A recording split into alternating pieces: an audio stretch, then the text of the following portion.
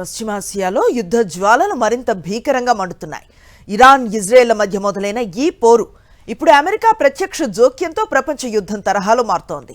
America president Donald Trump నేతృత్వంలో ఇరాన్పై జరుగుతున్న దాడులు రోజు రోజుకు పెరుగుతున్నాయి. ఇరాన్ అణు సామర్థ్యాన్ని, మిసైల్ వ్యవస్థను పూర్తిగా నిర్వీర్యం చేయటమే తమ లక్ష్యమని ట్రంప్ స్పష్టం చేశారు. ఈ ఆపరేషన్ మరికొన్ని వారాల పాటు కొనసాగే అవకాశం కనిపిస్తోంది. పశ్చిమాసియాలో పరిస్థితులు సెకన్కో మలుపు తిరుగుతున్నాయి. ఇరాన్ అణు, క్షిపణి కేంద్రాలే లక్ష్యంగా అమెరికా, ఇజ్రాయెల్ వైమానిక దళాలు విరుచుకుపడుతున్నాయి. మార్చి 5 నాటికి ఇరాన్ రాజధాని టెహ్రాన్ సహా పలు నగరాలు శిథిలాల కుప్పగా మారుతున్నాయి.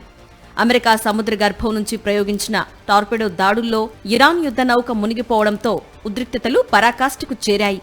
ఈ యుద్ధంపై స్పందించిన ప్రెసిడెంట్ ట్రంప్ ఇరాన్ మిలిటరీని 10 ఏళ్ల వెనక్కి నెట్టేశామని పేర్కొన్నారు. ఇరాన్ తదుపరి పాలకుడిని ఎన్నుకోవడంలో అమెరికా పాత్ర ఉండాలి అని ఆయన చేసిన వ్యాఖ్యలు ఇప్పుడు ప్రపంచవ్యాప్తంగా చర్చనీయాంశమయ్యాయి. ఫిబ్రవరి 28న జరిగిన అమెరికా, ఇజ్రాయెల్ దాడుల్లో ఇరాన్ అగ్ర నేత అయతుల్లా అలీ ఖమేనీ మరణించారు. ఖమేనీ వారసుడిగా ఆయన కుమారుడు ముజ్తబా ఖమేనీని ఎన్నుకోవటం తమకు ఏమాత్రం ఇష్టం లేదని ట్రంప్ స్పష్టం చేశారు.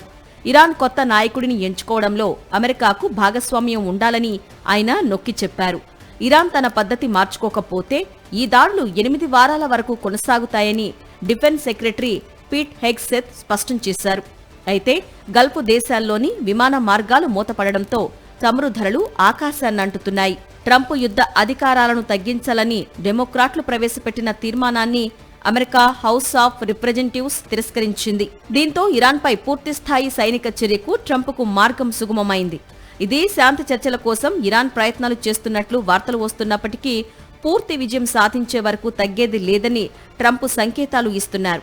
దీని ప్రభావం ప్రపంచ ఆర్థిక వ్యవస్థపై ఏ విధంగా ఉంటుందో వేచి చూడాలి. ఇదిలా ఉండగా ఇరాన్, అమెరికా, ఇజ్రాయెల్ మధ్య జరుగుతున్న ఈ పోరులో ఇప్పుడు లెబనాన్ ప్రధాన యుద్ధ క్షేత్రంగా మారింది. గురువారం అర్ధరాత్రి దాటిన తర్వాత బీరూట్లోని హిజ్బుల్లా స్థావరాలపై ఇజ్రాయెల్ గతంలో ఎన్నడూ లేని విధంగా విరుచుకుపడింది. బీరూట్ నగరం మళ్లీ రక్తసిక్తమవుతోంది. 2024 ముగింపులో జరిగిన కాల్పుల విరమణ ఒప్పందం తర్వాత ఇదే అత్యంత భారీ దాడి. గురువారం రాత్రి 11 గంటల సమయంలో ఇజ్రాయెల్ వైమానిక దళం దక్షిణ బీరూట్లోని దహ్యా ప్రాంతాన్ని లక్ష్యంగా చేసుకుని బాంబుల వర్షం కురిపించింది. ఈ దాడిలో కనీసం 3 భారీ భవనాలు నేలమట్టమయ్యాయి.